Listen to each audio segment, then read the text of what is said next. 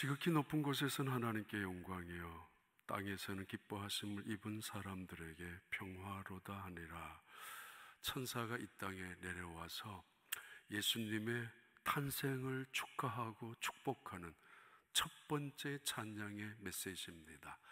지극히 높은 곳에서는 하나님께 영광이요 땅에서는 기뻐하심을 입은 사람들에게 평화. 바로 그 영광과 평화가 이 아침에도 특별히 일부 예배를 드리는 여러분에게 임하는 축복이 되시고, 예수 그리스도 안에서 함께 나타나는 영광스러운 빛이 함께하는 그런 절기가 되길 바랍니다.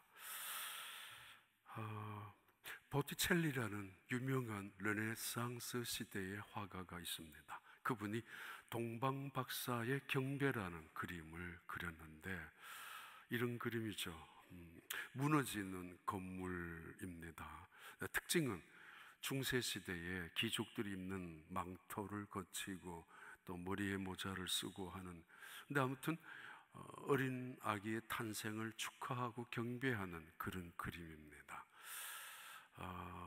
르네상스 시대에는 인문학으로 다시 되돌아가는 대단한 그런, 역사적으로 보면 그런 시대였습니다. 그런데 대부분의 그 소재는 성경에서부터 시작합니다. 음악이나 그림이나 조각이나 모든 게 다른 재료도 없으니까. 그런데 가능한 한 그 성경에 나오는 많은 소재들을 하나님을 약화시키고 인간을 강조하는 그런 작품들이 르네상스 시대에 일어난 작품입니다. 그런데 역시 이 보티첼리라는 이 사람의 그림이지만 여기 나오는 인물들은 누군가 하면은 그 당시에 대단한 메디치라는 가문, 또는 메디치라고도 하기도 한 메디치의 가문의 가족들의 얼굴을 집어넣었습니다. 자기들을 돈으로 후원하고, 사실 르네상스 시대에 대단한 많은 역사를 일으켰던 그때에 돈이 있어야 되지 않습니까? 그들을 적극적으로 후원해준 유명한 가문이 메디치라는 가문인데, 여기 있는 얼굴들이, 심지어 동방박사의 얼굴들이 그 가문 중에서 원로 중에 원로인 코시모의 아들들의 사진입니다. 긴 설교, 긴 이야기 쓸데없는 거 미안한데, 이때 딱 중요한 인물이 하나 있습니다. 이 사람 이상하게 그려놓았습니다. 우리를 보는 것 같고 세상을 보는 것 같습니다. 다른 사람들은 지금 아기 예수를 향하여 모두가 다 몰두하고 있습니다. 경배는 모르겠지만 하여튼 그 안에 관심을 갖고 있습니다. 보티첼리라는 사람은 무슨 의미로 이렇게 한 사람을 돌아보게 하고 있는지는 아무도 모릅니다. 본인만은 알겠죠. 그러나 추측하건대 성탄을 축하하는 자리가 이래서는 안 된다. 어떻게 보면 그런 의미도 있을 수도 있습니다. 엉뚱한 데 관심을 갖지 마라. 쓸데없는 데 관심을 갖지 마라.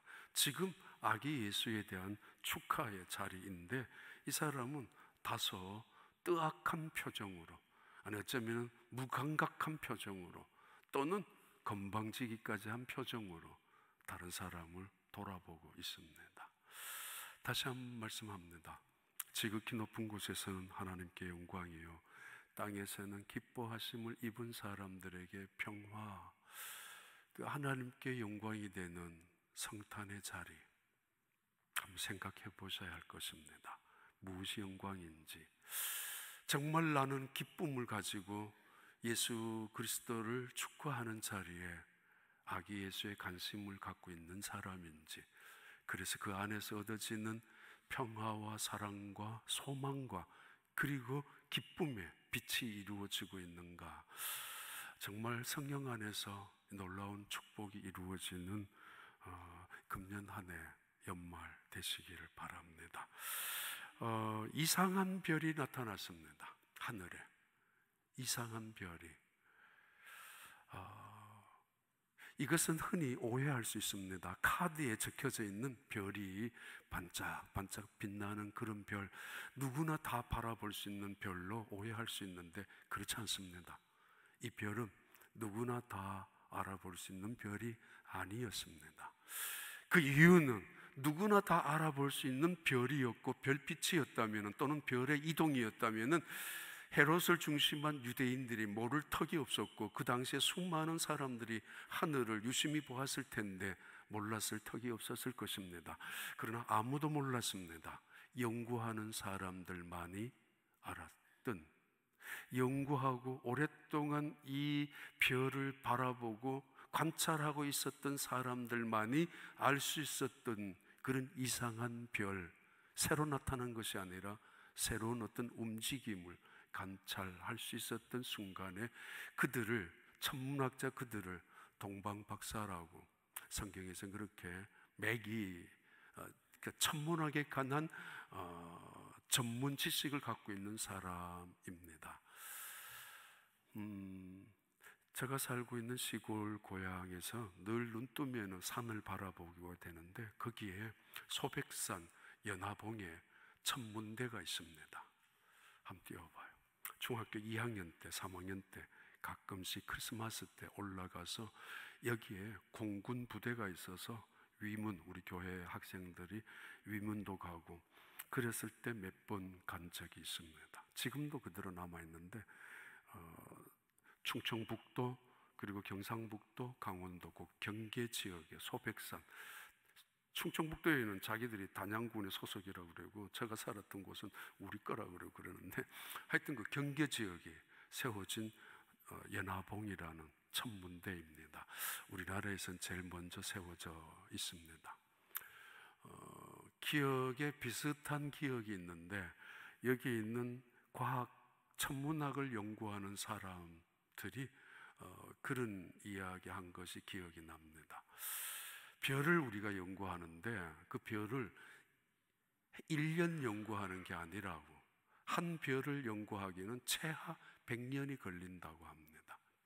최하 그 별이 어떻게 움직이고 있는지, 또는 그 별이 무엇을 통해서 움직여 가고 있는지, 혹은 그 별이 빛이 얼마나 비추어 주고 있는지, 지구와 거리가 얼마나 떨어졌는지, 때로는 태양을 중심한 행성, 혹은 갑자기 나타났다가 사라지는 혜성, 혹은 수많은 별들이 모여있는 은하계, 은하수, 이런 별들을 연구하는데 하루 이틀 연구해서 이거 이상한 징조구나, 그렇게 알아볼 수 있는 것이 아니라는 것입니다. 혜성처럼 또는 별똥처럼 어느 순간에 떨어져서 이건 뭐 무슨 일이 일어났다, 그렇게 시작한 별이 아닙니다.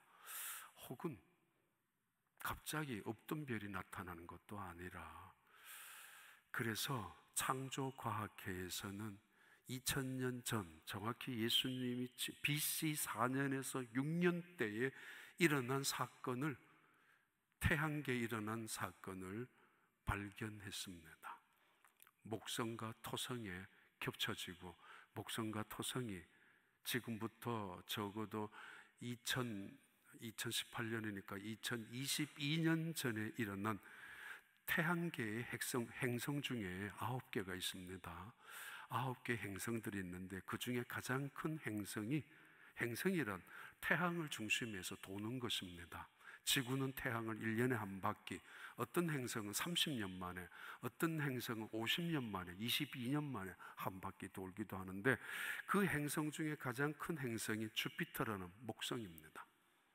이 주피터 목성은 제우스라는 신으로 가르쳐주고 있고, 신들의 왕이라고.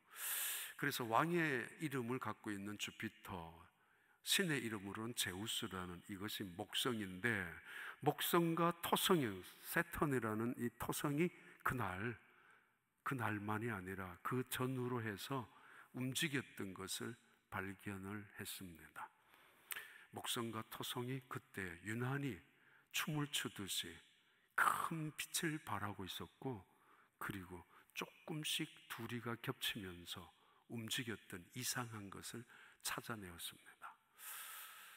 우리나라에 같으면은 신라시대 경주에 첨성대가 있었고, 그리고 한참 지난 후에 세종대왕시대에 장영실이라는 서자 출신이지만 그분에 의해서 해시계가, 치국이가 발명되었습니다. 이것은 전적으로 별을 중심으로 한, 태양을 중심으로 한 발명품들입니다. 그러니까 천문학을 연구했었다는 거죠. 집중적으로. 애굽이나 그리고 바벨론, 인도, 중국, 이란, 마야, 이즈텍 문명들도 모두가 우리가 알 수 없는, 지금 과학에 여러 가지가 발달해 있었지만은 그때의 과학은 별을 연구하는 천문학이 과학이었고, 그 천문학을 어떻게 연구하고 관찰하느냐에 따라서 지구의 운명, 이 땅의 운명, 그리고 왕의, 한 국가의 전망을 판가름하는 것으로 점성가들은 연구를 해왔습니다. 자, 아무튼 한 이상한 별이 혜성같이 나타난 별이 아니고 별똥같이 떨어진 별도 아니라 오랫동안 그 별만 연구하고 있었던, 아마 어쩌면 수십 년 동안 그 별만 쳐다보고 있었던 몇몇 사람들이 이상한 그 목성이든 토성이든, 아니 이상한 그것이 사실이 아니든 간에 어떤 별에 오랫동안 관찰하다가 그 별에 이상한 것을 발견하면서 연구합니다. 이게 무슨 일이냐고 자기들끼리 연구하다가 찾아낸 것이,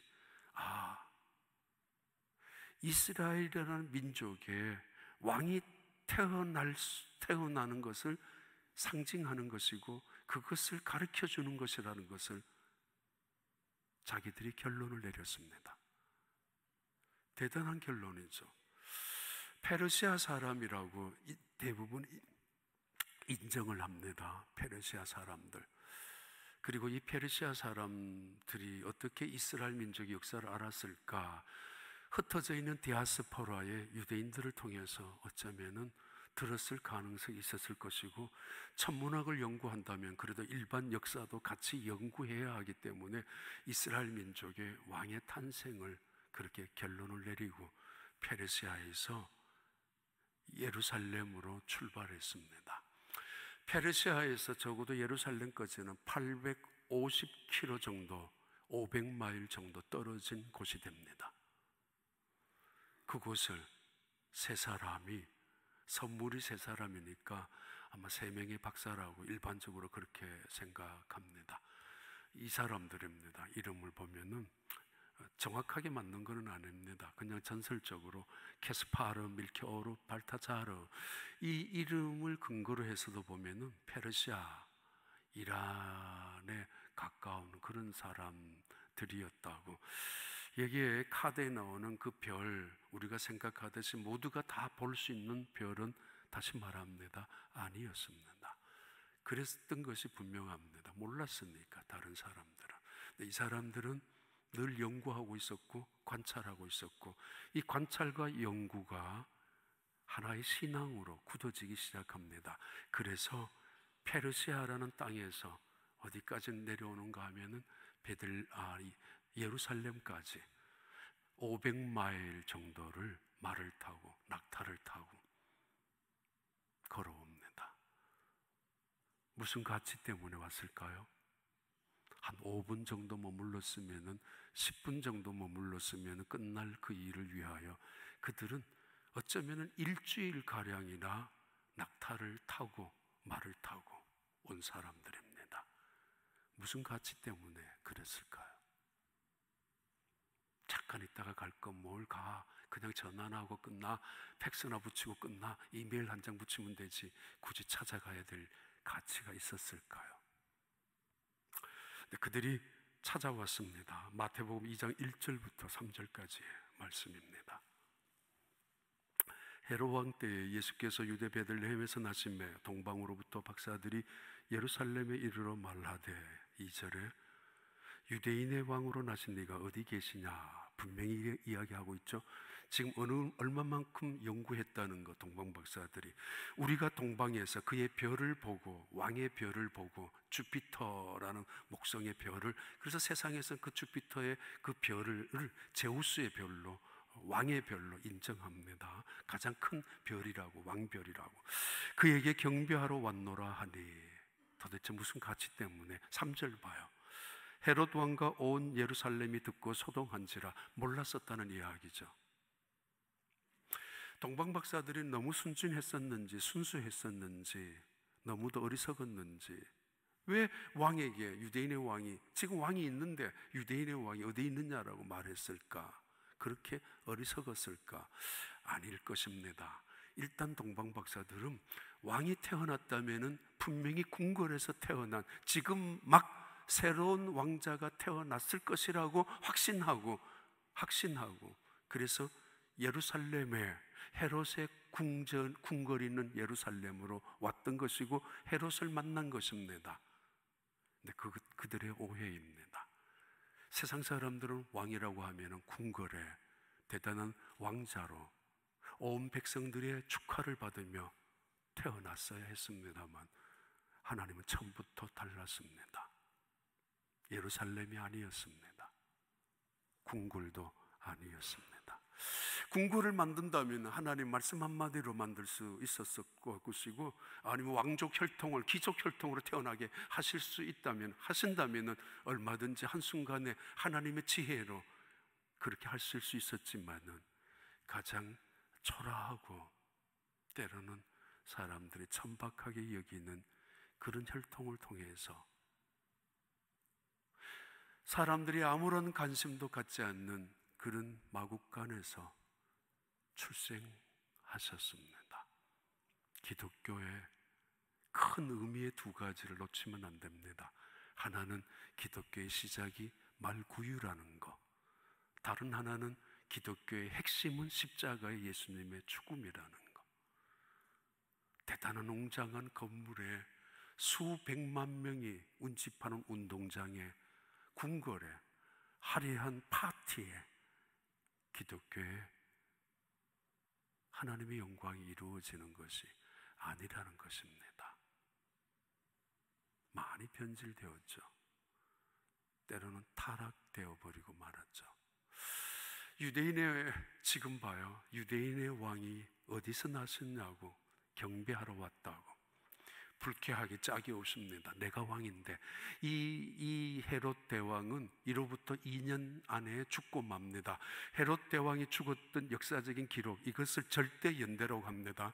절대적인 연대를 찾아보니까 BC 4세기 혹은 6세기 정도가 됩니다. 사실 그러면은 예수님 태어난 때가 조금 착오가 있을 수도 있지만 그렇게 중요한 건 아니죠. 아무튼 이 헤롯 대왕은 굉장히 야심만만한 사람입니다.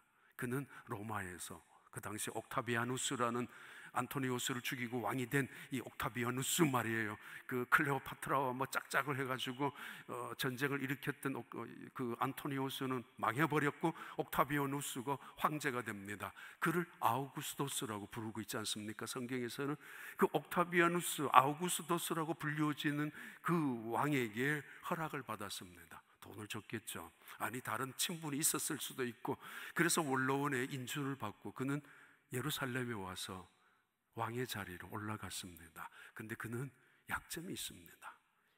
유대인의 흰의 혈통이 아니었습니다.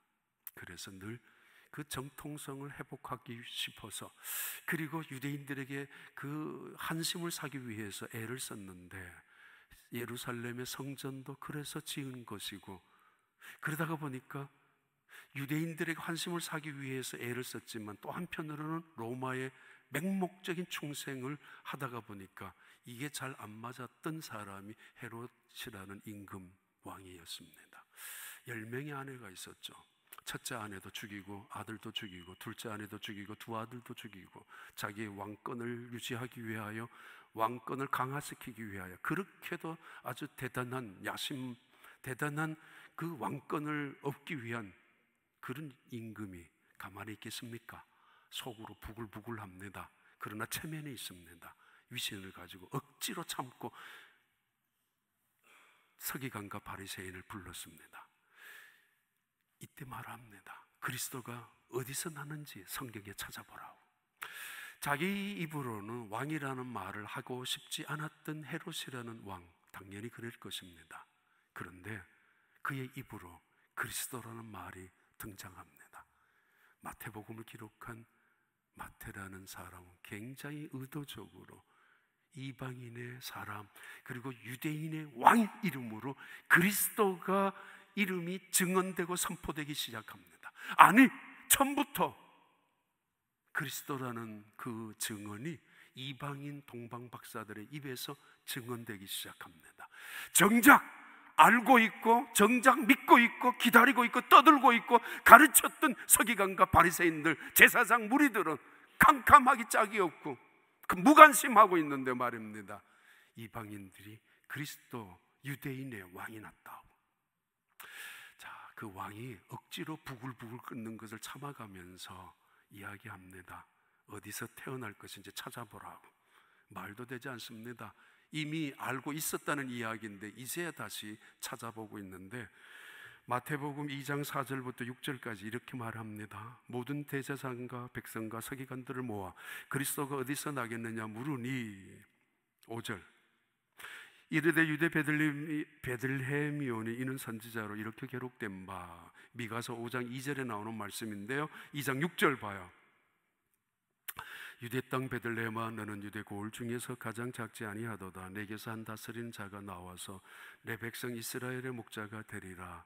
미가서 5장 2절에 예언된, 적어도 700년 전에 예언된 하나님의 말씀입니다.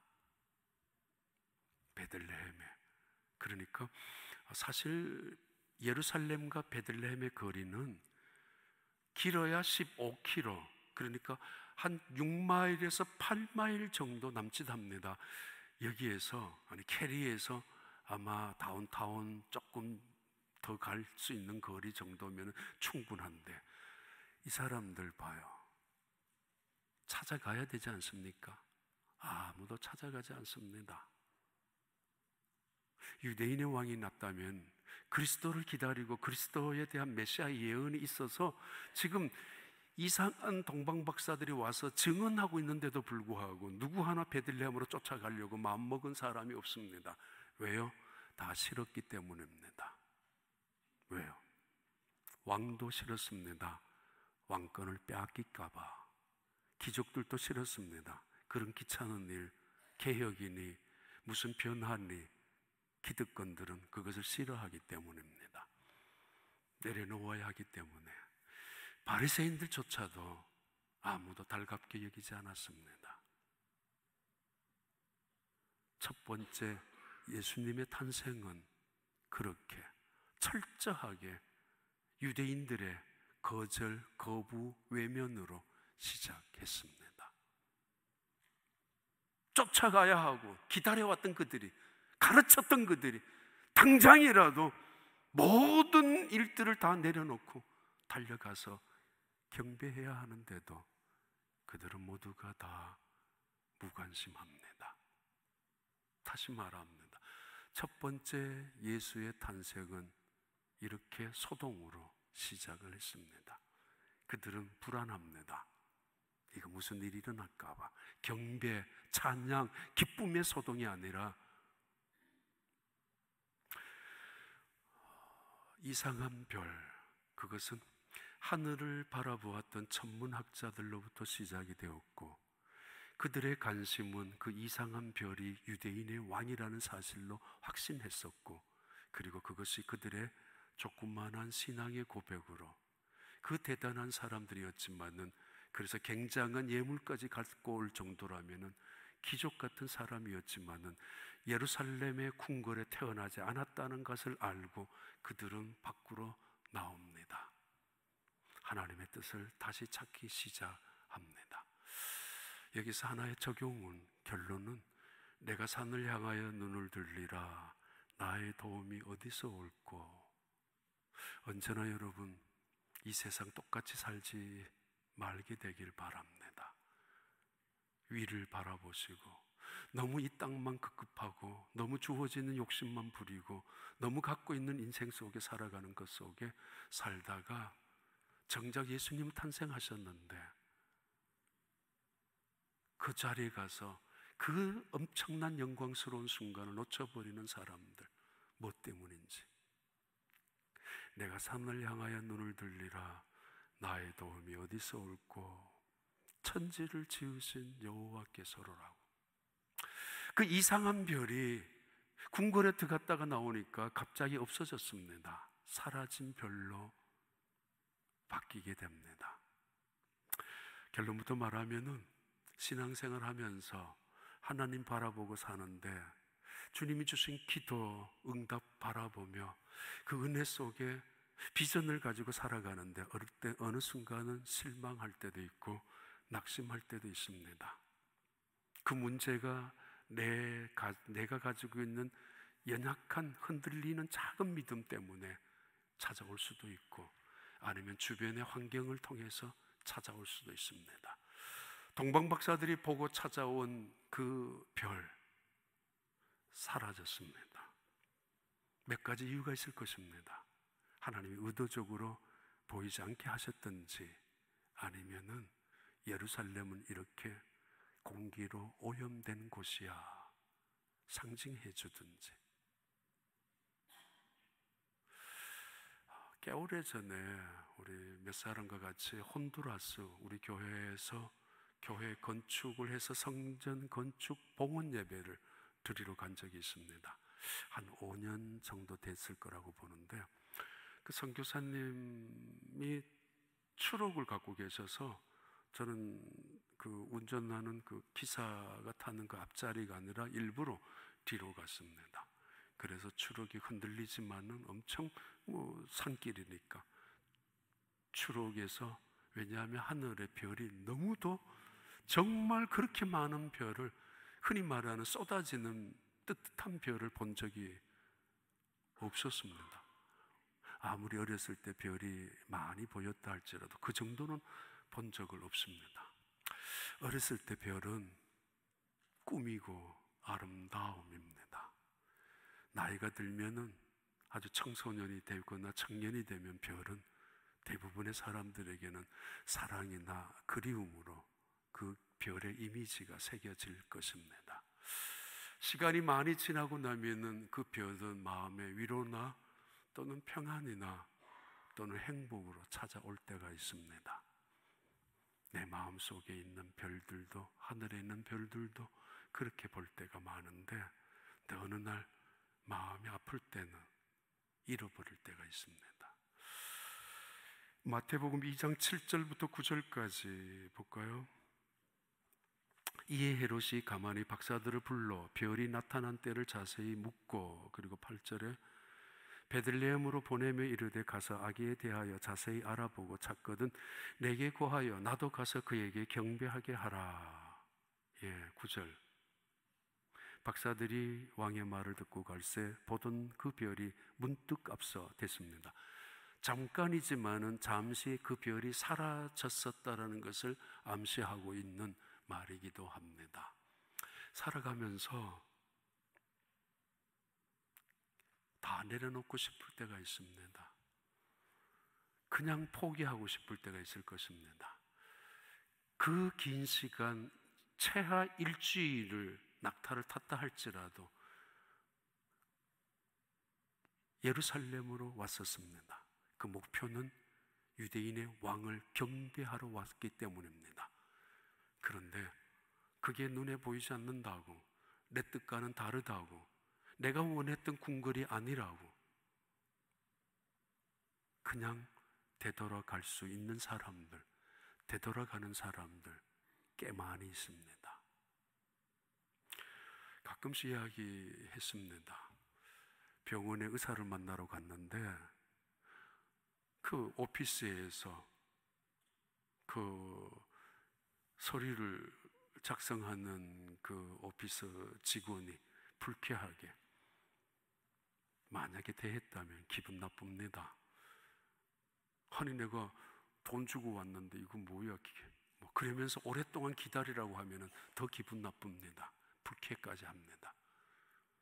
그래서 가끔씩 한두 시간 기다리다가 물어보죠. 이거 왜 아직까지 또 기다리느냐고. 그러면 당신의 인슈런스가 어떻고 그럼 진짜 이야기하지. 2시간이나 지난 다음에. 그러면서 기분 나빠서 마치 아시안인 거 무시를 당했던 것처럼 안 온다고. 가는 때가 옛날에 저도 한 번 있었습니다. 성질이 더 오르니까 이게 뭐야? 근데 가만히 생각해 봐요. 의사 만나러 갔죠. 오피스 직원 만나러 갔어요. 그놈의 성질들 때문에 얘기 아니면 의사가 없냐고. 교회로 왔다는 것은 하나님 보러, 하나님께 경배하러 왔잖아요. 근데 제일 먼저 눈에 보이는 것은 인간들입니다. 그것도 어쩌면 원수가 외나무의 다리에 만난다고 꼴 보기 싫었던 사람이 그 교회에 와 있네? 이건 뭐 죽을 지경입니다. 당장 나가고 싶습니다. 아니 괜찮은 줄 알고 왔는데 그 사람들이 어느 순간 보니까 그거 아니야. 그래서 꽤 많은 시간을 낭비할 때가 있습니다.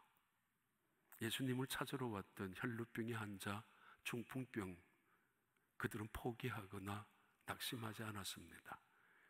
예수님을 믿는 사람들이 왜 이 모양이냐라고 돌아가자고. 아니 예수님과 함께하는 제자들마저 왜 저 모양이냐라고. 나를 위하여 길을 비켜주고 나를 예수님께 데리고 가야 되고 나의 병을 고쳐주고 내가 약자인데 내가 지금 병의 고통을 당하고 있는데 교회가 이게 뭐냐고.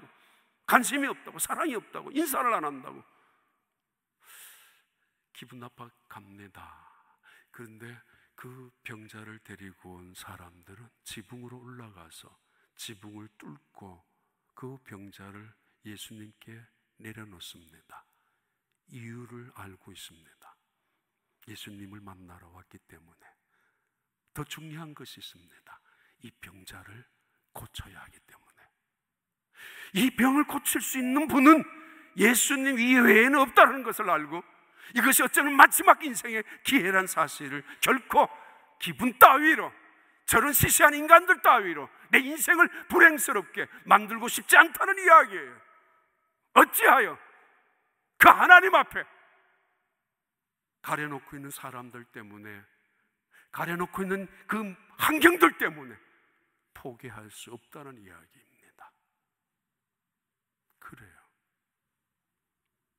그렇습니다. 잠시 멈추었던 그 별, 어쩌면 타락한 유대인들, 타락한 변질된 그 서기관과 제사장들과 왕부터 시작한 바리새인들의 그 종교의 변질된 오염 때문에 별이 잠시 멈추었을 때 안 보일 수도 있었을 것입니다. 그러나 이들은 포기하지 않습니다. 민수기 24장 17절 볼까요? 내가 그를 보아도 이때의 일이 아니며 내가 그를 보아도 가까운 일이 아니로다.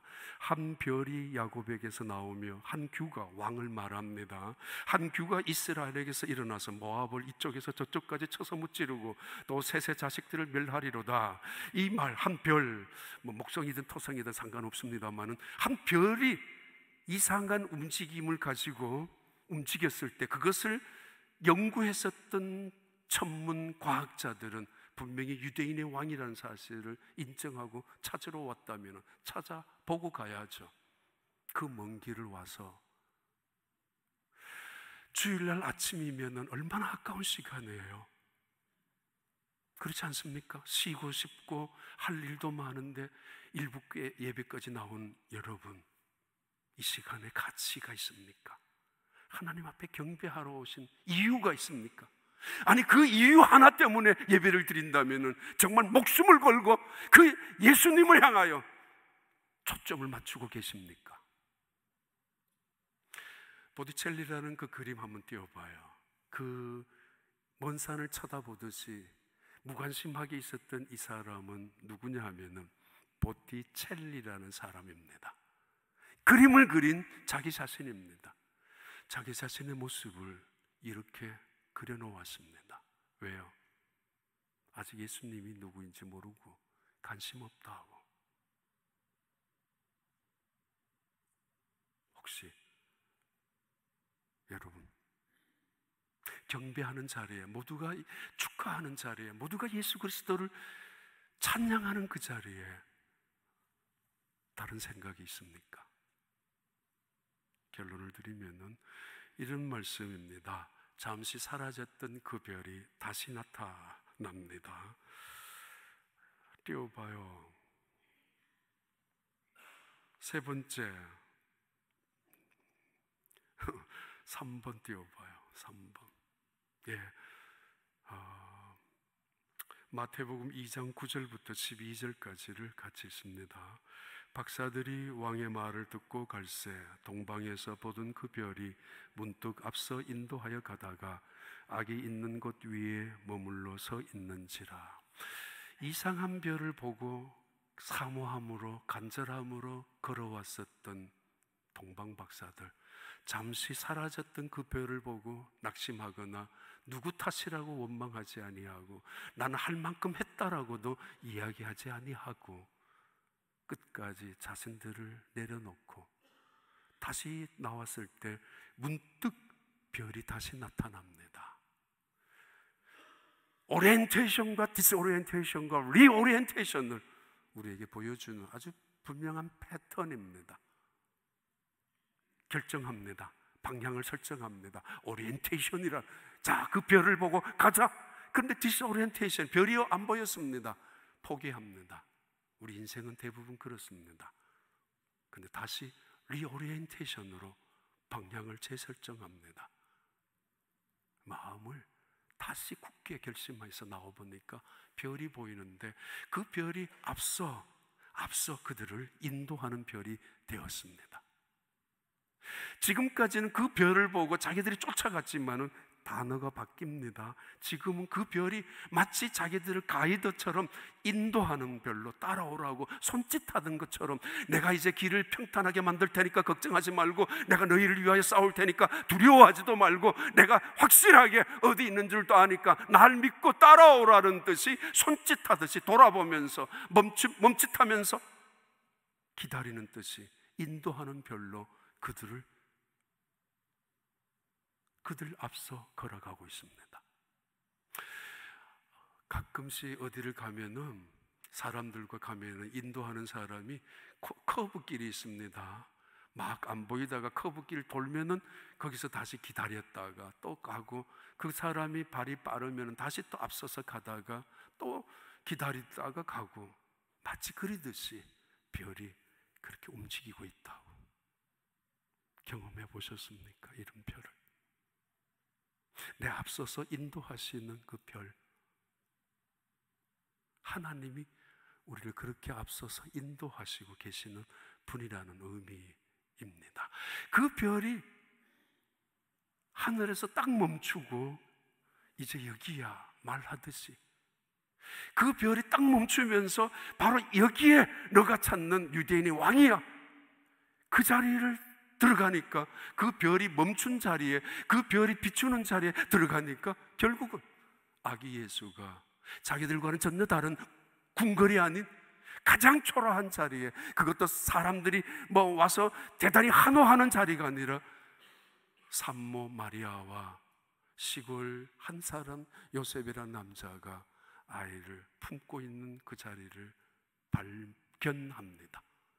아, 이거 아니야, 잘못이야, 여기가 아니야. 얼마든지 그럴 수 있습니다. 우리가 잘못 보았다고, 별이 잘못 비춘 거라고 어떻게 이럴 수가 있습니까? 그런데 그들은 착각하지도 오해하지도 않고 그 자리로 그대로 들어갑니다. 인도하신 그 자리, 별빛이 머무는 그 자리, 하나님의 영광의 자리, 축복의 자리라는 것을 알았기 때문입니다. 봐요. 출애굽기 13장 21절 22절, 하나님이 어떤 하나님인가 같이 한번 읽겠습니다. 여호와께서 그들 앞에서 가시며 낮에는 구름 기둥으로 그들의 길을 인도하시고 밤에는 불 기둥을 그들에게 비추서 낮이나 밤이나 진행하게 하시니, 앞서서 가시는 하나님. 그리고 신명기 1장 28절 30절, 신명기 1장, 우리가 어디로 가랴? 우리 형제들이 우리를 낙심하게 하여 말하기를 그 백성은 우리보다 창대하며 그 성읍들은 크고 성곽은 하늘에 닿았으며 우리가 또 거기서 우리 자손을 보았노라 하는도다 하기로. 29절에 내가 너희에게 말하기를 그들을 무서워하지 말라, 두려워하지 말라. 30절 진짜 같이 읽겠습니다.